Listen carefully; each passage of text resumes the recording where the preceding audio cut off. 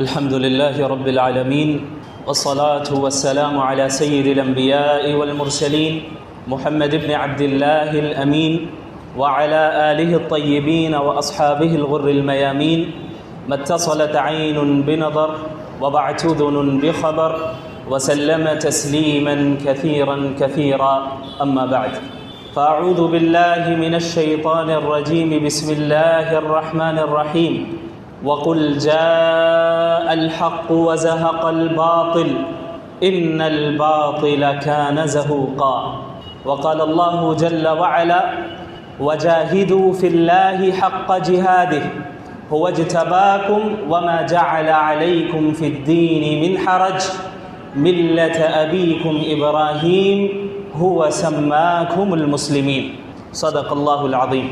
جن لوگوں نے بھی تاریخ کا مطالعہ کیا ہے وہ حضرات جانتے ہیں کہ حق اور باطل کے درمیان جو کانفلکٹ اور جو کشمکش ہم دیکھ رہے ہیں وہ کوئی نئی چیز نہیں ہے، بلکہ حق اور باطل کے درمیان ٹکراؤ، تصادم یہ حضرت آدم علیہ السلام کی تخلیق سے لے کر آج تک جاری ہے اور قیامت تک جاری رہے گی۔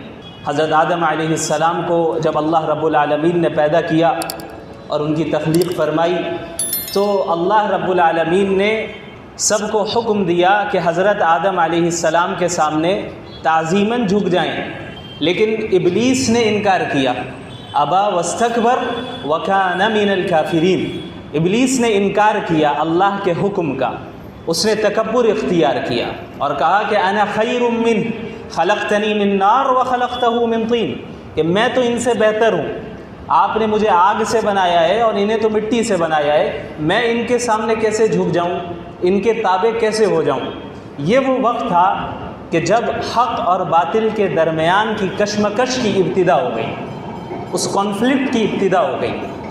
ابلیس نے اسی وقت اللہ رب العالمین سے کہا لأغوینہم اجمعین، میں آدم اور ان کی اولاد کے تمام افراد کو، تمام اولاد کو بہکا دوں گا، گمراہ کر دوں گا، الا عبادک منہم المخلصین، سوائے آپ کے مخلص بندوں کے۔ تو حق اور باطل کے درمیان کی لڑائی کوئی نئی لڑائی نہیں ہے، حق اور باطل کی لڑائی ایک قدیم لڑائی ہے، پرانی لڑائی ہے، اور انبیاء علیہم الصلاۃ والسلام کا جو سلسلہ اللہ رب العالمین نے اس دنیا میں جاری کیا وہ اہل حق کی نمائندگی کے لیے کیا، کہ یہ وہ حضرات ہوں گے جو اہل حق کی قیادت کرتے ہوئے باطل اور اہل باطل کا مقابلہ کریں گے۔ اور تاریخ گواہ ہے جب جب میدان میں اہل حق نہیں اترے، یا یہ کہ اتر تو گئے لیکن انہوں نے باطل کو میدان میں موجود نہیں سمجھا، یا یہ سمجھا کہ میدان باطل سے خالی ہے، تب باطل اپنی جڑیں مضبوط کرتا چلا گیا۔ اور آپ قرآن کریم کو جب آپ دیکھیں اور انبیاء علیہم الصلاۃ والسلام کے واقعات کو پڑھیں تو آپ کو معلوم چلے گا کہ اللہ رب العالمین نے اس دنیا کے نظام کو انہی اصولوں پر استوار کیا ہے کہ حق اور باطل کے درمیان ٹکراؤ اور کشمکش اور کانفلکٹ ہوتا رہنا ہے، اور وقتی طور پہ عموماً باطل کو غلبہ حاصل ہوتا ہے، وقتی طور پہ غلبہ حاصل ہوتا ہے۔ بڑے بڑے انبیاء علیہم الصلاۃ والسلام اس دنیا میں تشریف لائے جنہیں اللہ نے اولو العزم کہا، اولو العزم من الرسل، پکے عزم والے۔ ان حضرات کے سامنے بھی حالات ایسے آئے کہ وقتی طور پر محسوس ہونے لگا کہ باطل کو غلبہ مل رہا ہے۔ حضرت نوح علیہ السلام 950 سال تک انہوں نے دعوت کا کام کیا، لیکن چند حضرات ہی تھے جو ان پر ایمان لائے۔ وقتی طور پہ باطل کو غلبہ تھا۔ حضرت لوط علیہ السلام، ان کی قوم نے ان کا انکار کیا، ماننے والے بالکل تھوڑے تھے، شہر کو چھوڑ کر جانا پڑا، وقتی طور پہ باطل کو غلبہ ملا۔ حضرت ابراہیم علیہ السلام جنہیں اپنا گھر چھوڑ دینا پڑا، جنہیں اپنا شہر چھوڑ دینا پڑا، جنہیں اپنا ملک چھوڑ دینا پڑا، وقتی طور پہ لگا کہ باطل غالب آ رہا ہے۔ اور آپ آ جائیں حضرت عیسیٰ علیہ السلام میں، حضرت موسیٰ علیہ السلام تک، حضرت عیسیٰ علیہ السلام تک، تمام اولو العزم انبیاء علیہم الصلاۃ والسلام کے ساتھ یہی معاملہ رہا۔ جن حضرات نے، جن لوگوں نے حضرت عیسیٰ علیہ السلام کو قتل کرنے کی کوشش کی، ان حضرات کا گمان یہ ہے کہ انہوں نے حقیقت میں حضرت عیسیٰ کو قتل کر دیا ہے۔ وہ سمجھتے ہیں کہ ہم غالب آ گئے، لیکن حقیقت کیا ہے پوری دنیا پر اس وقت واضح ہوگی عملی طور پہ جب حضرت عیسیٰ علیہ السلام کا دوبارہ نزول ہوگا۔ محمد الرسول اللہ صلی اللہ علیہ وسلم کی زندگی کو دیکھیں، آپ صلی اللہ علیہ وسلم نے 13 سال مکۃ المکرمہ میں اس طرح گزارے کہ بظاہر آپ صلی اللہ علیہ وسلم اور صحابہ کرام مغلوب رہے، طرح طرح کی تکلیفوں کو جھیلنا پڑا، مشقتوں کو جھیلنا پڑا۔ حضرت سمیہ رضی اللہ عنہا کو کس طریقے سے شہید کیا گیا، کس بے دردی کے ساتھ، ہم سب جانتے ہیں۔ حضرت بلال رضی اللہ عنہ کو کس طریقے سے تپتی ہوئی ریت پر لٹا کر شدید دھوپ میں، سخت گرمی میں، بھاری چٹان کے بوجھ کو برداشت انہیں کرنا پڑا، اور پھر اس بھاری چٹان کے بوجھ کے ساتھ ساتھ کوڑوں کی تکلیف کو برداشت کرنا پڑا۔ یہ ساری چیزیں ہوئیں، بظاہر لگا کہ باطل غالب آ رہا ہے۔ اسی لیے قرآن کریم میں بھی اللہ رب العالمین نے بیان کیا کہ جب بسا اوقات ایسے حالات آتے ہیں کہ مومنین جو اہل حق ہیں ایسی آزمائش سے گزرتے ہیں کہ مومنین بھی اور انبیاء تک یہ کہہ دیتے ہیں متی نصر اللہ، آخر اللہ کی مدد کب آئے گی، اللہ کی مدد کب آئے گی؟ الا ان نصر اللہ قریب، یقیناً اللہ کی مدد قریب ہے۔ یہ نظام ہے اللہ کا، یہ سنت ہے اللہ کی کہ وقتی طور پہ باطل کو غلبہ ملتا ہے، لیکن آخری انجام جو ہونا ہے وہ تو مومنین کے حق میں ہونا ہے۔ آخری انجام جو ہونا ہے وہ مومنین کے حق میں ہونا ہے۔ غلبہ، فتح و نصرت بالآخر مومنین کو مل رہا ہے۔ هو الذي ارسل رسوله بالهدى ودين الحق ليظهره على الدين كله۔ اللہ رب العالمین نے اپنے رسول کو ہدایت کے ساتھ اور دین حق کے ساتھ بھیجا ہی اس لیے ہے تاکہ یہ دین تمام نظاموں پر غالب آ جائے، یہ دین تمام نظاموں پر غالب آ جائے۔ وَلَوْ كَرِهَ الْكَافِرُونَ، اگرچہ کفار ناپسند کرتے ہوں، وَلَوْ كَرِهَ الْمُشْرِكُونَ، اگرچہ شرک کرنے والے ناپسند کرتے رہے، اس دین کو غلبہ اور فتح و نصرت ہر حال میں ملنا ہے، یہ اللہ کا وعدہ ہے۔ لیکن حق اور باطل کے اس ٹکراؤ میں بندوں کی آزمائش ہوتی ہے۔ حق کی نصرت، حق کی مدد، حق کو فتح تو ملنا ہے، لیکن اب وہ افراد کون ہوں گے، وہ لوگ کون ہوں گے جو اس حق کا ساتھ دینے والے ہوں گے، یہ اصل امتحان ہے، یہ اصل امتحان ہے۔ اسی لیے حضرت امام ابن القیم رحمۃ اللہ علیہ نے فرمایا علیک بطریق الحق ولا تستوحش بقلت السالکین، تم پر لازم ہے کہ حق کے راستے کو اختیار کرو اور اس راستے کے خالی ہونے کی وجہ سے یا لوگوں کی قلت کی وجہ سے اس راستے سے وحشت نہ کرو، وحشت میں نہ پڑ جاؤ۔ تم جب حق کے راستے میں چلو گے تو وہاں تمہیں آس پاس لوگ بہت تھوڑے نظر آئیں گے۔ تنہائی میں اگر آپ رات میں کسی ایسے راستے سے گزریں جہاں لوگ نہیں ہیں، آپ تنہا ہیں یا 2-4 ہی افراد ہیں، تو ایک وحشت محسوس ہوتی ہے اس راستے میں۔ تو یہی معاملہ حق کے راستے کا ہے کہ یہاں آپ کو اس راستے پہ چلنے والوں کی تعداد بہت تھوڑی ملے گی، بہت کم ملے گی۔ اور اس کے مقابلے میں ابن قیم رحمۃ اللہ علیہ نے فرمایا ایاک وطریق الباطل ولا تغتر بکثرت السالکین، اور تم پر لازم ہے کہ تم باطل کے راستے سے اپنے آپ کو دور رکھو اور اس راستے میں کثرت سے، لوگوں کی کثرت سے دھوکے میں نہ پڑ جاؤ۔ اس راستے میں لوگ کثرت سے پائے جائیں گے، لوگ باطل کی طرف جا رہے ہیں، ایسا کیوں؟ باطل کی طرف لوگ کثرت سے آگے بڑھ رہے ہیں، حق کے راستے میں قلت کے ساتھ، ایسا کیوں ہے؟ اس کا جواب اللہ کے نبی صلی اللہ علیہ وسلم نے دیا۔ اللہ کے نبی نے فرمایا کہ جب اللہ رب العالمین نے حضرت جبریل علیہ السلام کو بھیجا، انہیں جنت بھی دکھایا اور جہنم کو بھی دکھایا، تو حضرت جبریل علیہ السلام نے کہا کہ یا اللہ، یہ جنت ایسی جگہ ہے کہ یہاں کون نہیں آنا چاہے گا، اور جہنم ایسی جگہ ہے کہ یہاں کون آنا چاہے گا۔ اللہ نے انہیں کہا کہ دوبارہ جائیے، اب جنت کے راستے کو دیکھیے اور جہنم کے راستے کو دیکھیے۔ حضرت جبریل نے جب دونوں کے راستے کو دیکھا تو اللہ سے فرمایا کہ یا رسول اللہ، جنت کون جا پائے گا؟ اور جب جہنم کے راستے کو دیکھا تو اللہ سے کہا کہ یا اللہ، جہنم سے کون بچ پائے گا؟ کیوں؟ کیونکہ حفت الجنت بالمکارہ وحفت النار بالشہوات، کہ جنت کو تکلیف دہ چیزوں سے، ناپسندیدہ چیزوں سے، ایسی چیزوں سے گھیر دیا گیا ہے اس کے راستے کو جو چیزیں انسانی طبیعت پر بار بنتی ہیں، اور جہنم کے راستے کو شہوات سے، ڈیزائرز سے گھیر دیا گیا ہے۔ تو جو لوگ ڈیزائرز کی طرف مائل ہوتے ہیں ان کی تعداد فطری طور پہ زیادہ ہوگی، اور جو حضرات اپنے ڈیزائرز کو، اپنی خواہشات کو کنٹرول کر لیں اور اس حق کے راستے میں ہر طرح کی تکلیفوں کو جھیل لیں، اللہ کے لیے جنت حاصل کرنے کے لیے ہر قسم کی تکلیف دہ چیزوں کو وہ برداشت کر لیں، ان کی تعداد کم ہوگی۔ اور یہ چیز ہمیں انبیاء علیہ الصلاۃ والسلام اور ان کے ماننے والوں میں بھرپور نظر آتی ہے۔ اللہ کے نبی صلی اللہ علیہ وسلم نے جو 13 سال تک مکۃ المکرمہ میں صحابہ کرام کی تربیت کی، ایک ٹریننگ سے انہیں گزارا، ان کی بھرپور تربیت ہوئی، ایمان کی تربیت، علمی اعتبار سے تربیت، فکری اعتبار سے تربیت، جسمانی اعتبار سے تربیت۔ مکۃ المکرمہ کی زندگی میں ہاتھ اٹھانے کی اجازت نہیں تھی اپنے دشمن پر، باطل سے عملی طور پہ لڑنے کی اجازت نہیں تھی۔ اللہ نے حکم دیا تھا اپنے ہاتھوں کو روکے رکھو، صبر کرو، صبر پر قائم رہو اور ایمان مضبوط کرتے چلو۔ اسی لیے سنن نسائی کی روایت ہے کہ صحابی رسول فرماتے ہیں تعلمنا الایمان ثم تعلمنا القرآن، یا تعلمنا الایمان قبل ان نتعلم القرآن، او کما قال، کہ ہم نے قرآن کریم کے علم سے پہلے ایمان کو سیکھا ہے، پہلے ایمان کو سیکھا پھر قرآن کو سیکھا۔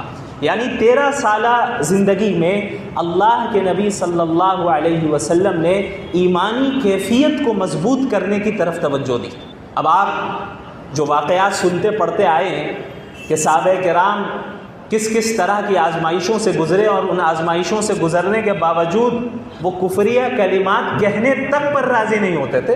حضرت بلال کو مارا جا رہا ہے، گھسیٹا جا رہا ہے، کئی صحابہ ایسے ہیں جن کو گرم کوئلے پر لٹا دیا گیا، یہاں تک کہ جسم کی چربی تک پگھل گئی، صرف یہ کہنے کے لیے بھئی یہ کہو کہ کفریہ کلمات اپنی زبان سے نکالو، ہمارے بتوں کی تعظیم کرو۔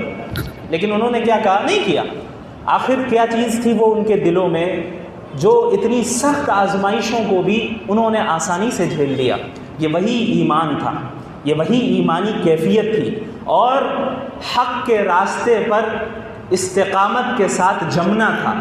انہوں نے اپنی منزل کو پہچان لیا تھا، انہوں نے اس زندگی کے کانسیپٹ کو پہچان لیا تھا، وہ سمجھ گئے تھے کہ یہ تکلیف وقتی تکلیف ہے، اور یہ جو راحت مشرکین کو مل رہی ہے یہ بھی وقتی راحت ہے۔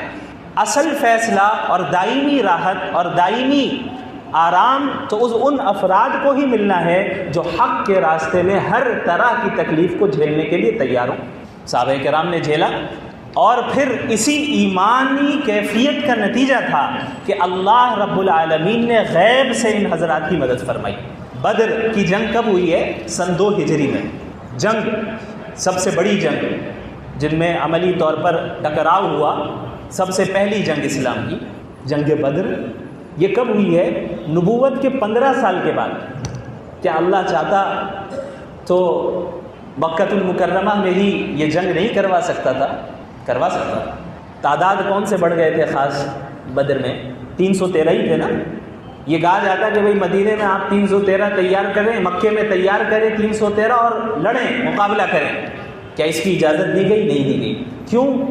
بہت ممکن تھا کہ مکۃ المکرمہ میں 313 نہیں 3013 ہو جاتے، لیکن اگر انہیں اس ٹریننگ کے مرحلے سے نہیں گزارا جاتا تو وہ افراد نہیں ہوتے، وہ کوالٹی والے افراد نہیں ہوتے جو کوالٹیز اللہ کو مطلوب ہیں، جو صفات اللہ کو مطلوب ہیں۔ اب جب اس 13 سالہ تربیت سے اللہ کے نبی صلی اللہ علیہ وسلم کی صحبت میں صحابہ کرام گزرے، تب جا کر 313 ایسے تیار ہو گئے جو اپنی 3 گنا زیادہ تعداد پر غالب آ گئے، بغیر زیادہ ہتھیار کے، بغیر زیادہ اسباب کے، تعداد کی قلت کے باوجود یہ غالب آئے۔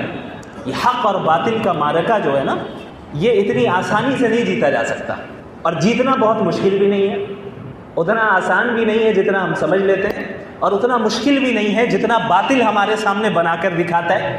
اس معرکے کو جیتنے کا طریقہ بھی قرآن بیان کر رہا ہے۔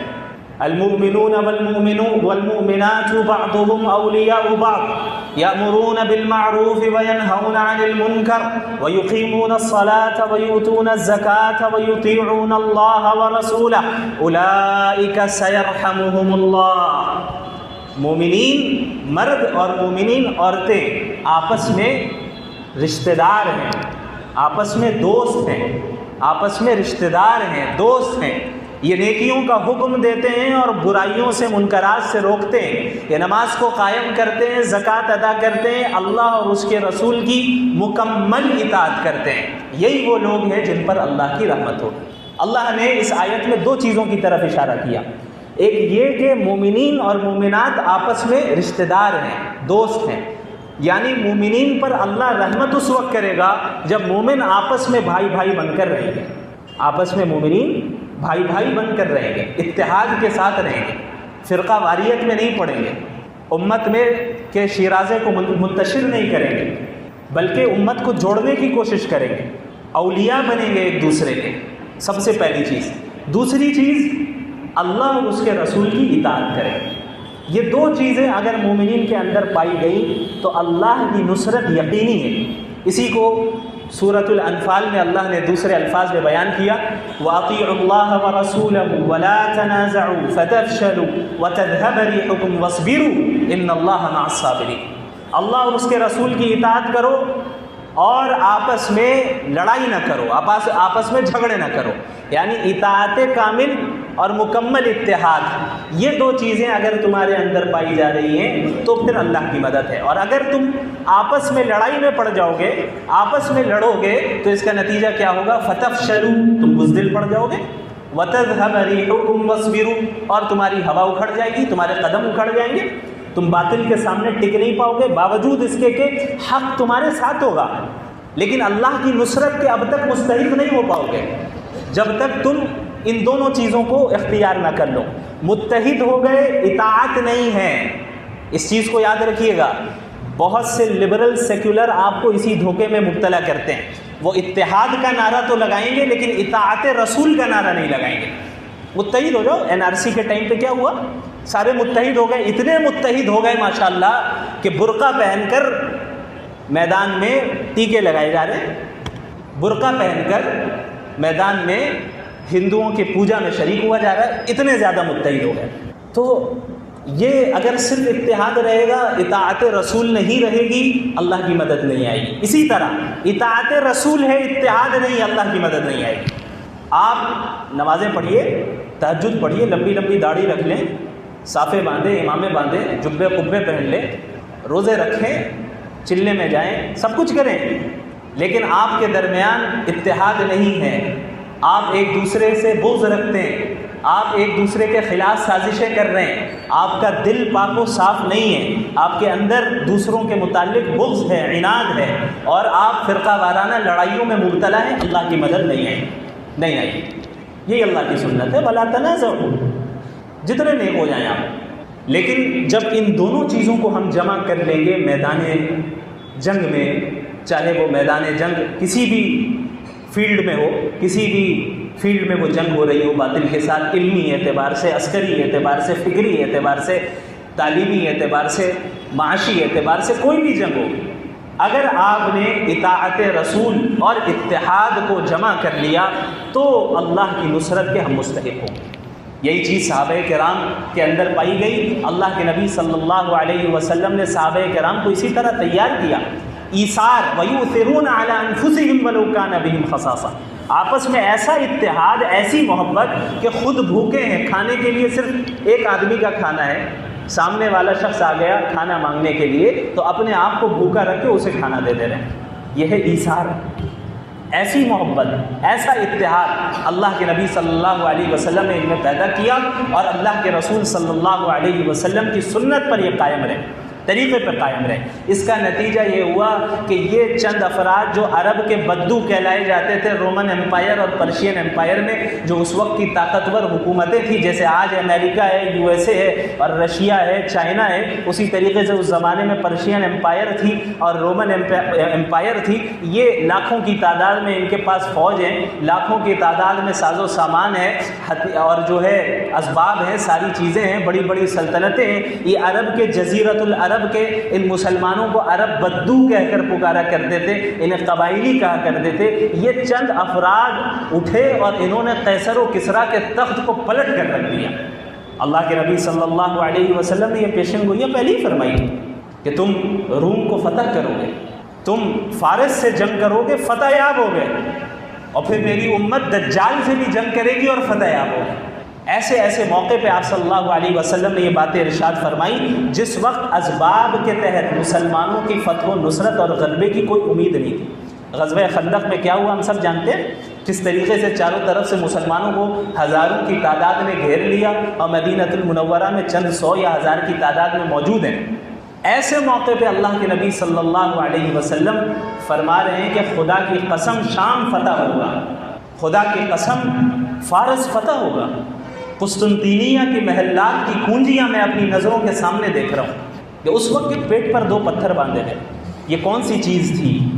یہ وہی ایمان تھا، یہ وہی ایمانی کیفیت تھی جو اللہ کے نبی صلی اللہ علیہ وسلم کے اندر تھی اور ان کی تربیت کے نتیجے میں صحابہ کرام کے دلوں میں منتقل ہوئی، اور یہ نسلاً بعد نسل امت کے علماء، صلحاء، مجددین، مسلمین کے اندر یہی ایمانی کیفیت منتقل ہوتی چلی آئی کہ ہر زمانے میں ہم نے ایسے افراد کو دیکھا ہے۔ آپ تاریخ اٹھا کر پڑھ لیں، اللہ کے رسول صلی اللہ علیہ وسلم کے زمانے سے لے کے ہمارے زمانے تک ہر صدی میں آپ کو ایسے مجددین و مسلمین ملیں گے جو اسی ایمانی کیفیت کے ساتھ انہوں نے باطل کا مقابلہ کیا اور باطل سے مقابلہ کرتے ہوئے استقامت کے ساتھ حق پر جمے رہے۔ اور اللہ کا وعدہ ہے ان تنصروا اللہ ینصرکم ویثبت اقدامکم، اگر تم اللہ کی مدد کرو گے اللہ تمہاری مدد کرے گا۔ اللہ کی مدد کا کیا مطلب؟ اللہ کو کیا ہماری مدد کی ضرورت ہے؟ اللہ کی مدد کا مطلب یہ ہے اللہ کے دین کی مدد کرنا۔ ینصرکم، اللہ تمہاری مدد کرے گا۔ اگر تم نے اللہ کے دین کی مدد نہیں کی، تم اپنی خواہشات کے مطابق زندگی گزارتے رہے اور باطل کا ساتھ دیتے رہے، تو تمہارا شمار اللہ کے ہاں مسلمانوں کی لسٹ میں نہیں ہوگا، کہیں اور ہو سکتا ہے، کہیں اور ہو سکتا ہے، مسلمانوں کے لسٹ میں تو نہیں ہوگا۔ مدینہ المنورہ کے جو منافقین تھے وہ مسلمانوں کی شکل و شباہت اختیار کرتے اور بظاہر یہ دکھاتے کہ ہم جو ہے آپ ہی میں سے ہیں، لیکن جب کوئی آزمائش اور مصیبت آ جاتی جو کہ حق کے راستے میں ہر حال میں آنی ہے تو فوراً باطل کا ساتھ دے دیتے۔ یہی معاملہ آج ہمارے ساتھ ہے۔ لاکھوں کروڑوں کی تعداد میں مسلمان موجود ہیں، لیکن سچے پکے مومنین میں ہم اور آپ شامل ہیں یا نہیں ہیں، اس کی فکر کرنے کی ضرورت ہے، اس کی فکر کرنے کی ضرورت ہے۔ باطل کے ساتھ جنگ صرف ہتھیاروں کے ساتھ نہیں ہوتی ہے، باطل کے ساتھ جو آج ہماری جنگ چل رہی ہے وہ مختلف معاذوں پر چل رہی ہے۔ آپ کا پورا معاشرتی سسٹم کرپٹ کیا گیا ہے اور آپ خاموش بیٹھے ہیں۔ آپ کے گھروں میں اللہ کی نافرمانی ہو رہی ہے، آپ ان سے جنگ نہیں کر پا رہے ہیں۔